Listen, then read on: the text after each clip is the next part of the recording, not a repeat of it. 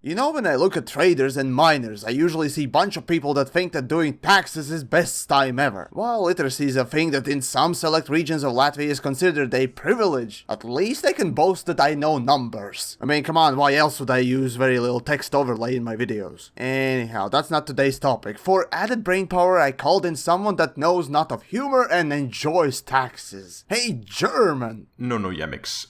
Danish, not German. And as a Dane, I do have to like my taxes, since we pay fucking half of everything. I guess that's why I like to waste hours in a planet ring mining for very little profit. Yeah, sure. You should see Latvian tax laws. You literally can do stand-up comedy by reading our laws. But enough on that. On today's agenda we have Lakon Type-7, and I already want to hang myself. Coming at a price tag of 17 mil, it's more expensive than the Fed dropship by 3 mil and 17 times more than Type-6. With that sort of price, you should seriously question Lakon for what they have crammed into this thing. Yeah, the ship is expensive, but one thing is for sure, you are not paying for the ship's good looks. Say what you will, but since the beginnings I actually like Type-7 design. Like the design, I have personally never been a fan of the Type-7 design. It looks like Lakon forgot to add the cockpit until the very last moment. Just let me explain. Now, we all know that outside the Diamondback line, Lakon knows as much about visual aesthetics as communists. But when you look at Type-7, you can feel that the damn thing was built to do one or two jobs specifically. I have stated that I can respect a purpose-built ship, and this is a good example of it. I really like the utilitarian feel that the ship gives off. In fact, it kinda reminds me of the ship from movie Pitch Black that crashes in opening shots, as well as few other purely cargo-based type of ships in movies. Oh, and unlike core dynamics with dropship, Lakon knows which way wings should be facing. Seriously, I love the visual design of it a lot. Well, with the exception of cockpit placement. And speaking of which...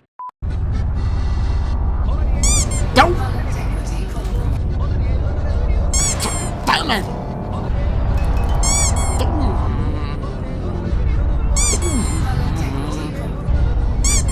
Crying out loud.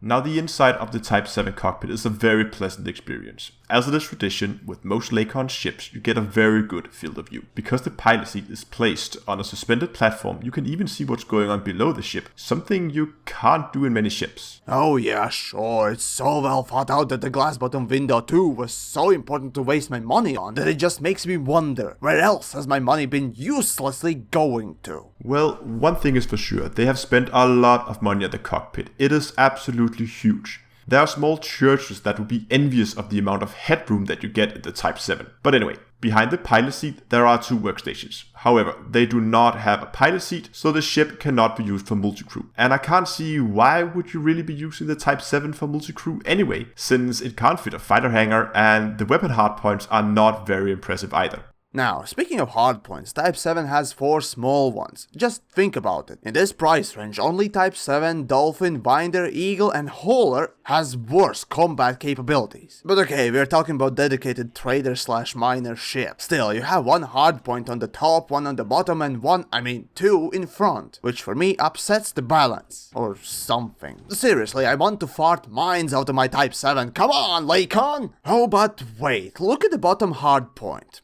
There's another slot for a small hardpoint. Did Lakon just design the ship to have 5 hardpoints and after realizing that it would cost them 1 extra credit to install one, they scrapped it? You cheap fucks! At least the power distributor is decent enough. It gets the job done, and really all it needs to do is replenish those condom tin shields that might as well not exist and generate enough energy for thruster boost. And speaking of thrusters, yeah, it's one of the slowest ships in the game and definitely the least maneuverable ship in the price range. In fact, if you look at the speed, shields and armor, you could mistake this ship for a federal dropship. Talking about armor, the Type-7 is very well armored. It has only slightly less armor than the gunship, which is pretty impressive for a trade ship. And of course, as a trade ship, there are plenty of internal compartments with lots of high-grade ones. This ship can easily haul over 250 metric tons of bio-waste and still fit a shield generator. But don't plan on fitting any power-hungry modules because the Type-7 can only fit a Class 4 power plant. Just let that sink in for a moment. A Class 4 power plant on a large-sized ship? I mean, the Cobra Mark III can fit a 4-class power plant. But anyway, the jump range is not bad. Fully A-rated, this ship can still jump over 20 light years, and fitted for mining, this ship works surprisingly well.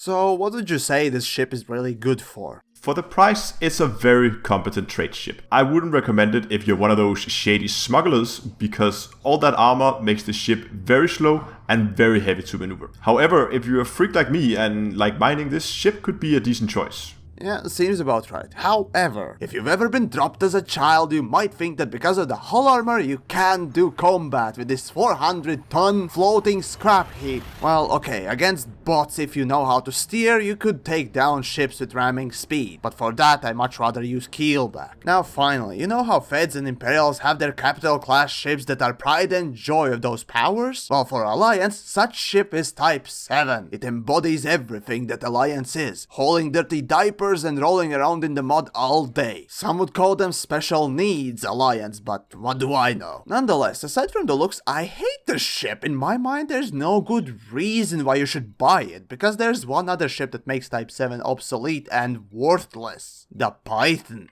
It is true that the Python is a better ship, without a doubt, but it also costs 3 times more. It's a shame that the ship needs a large landing pad, but apart from that, I kinda like it. That is, as long as you don't have to look at it from the outside. Bullshit. Looking at it from outside is the only way I can look at the ship. But whatever, all the nonsense aside, in a phrase, Type-7 to me is a space garbage truck. Now tell me, it does not resemble one. I must give it to you, there are some resemblance, but to me it's more like the ugly duckling. Don't judge it on its exterior, give it some time and it might grow on you.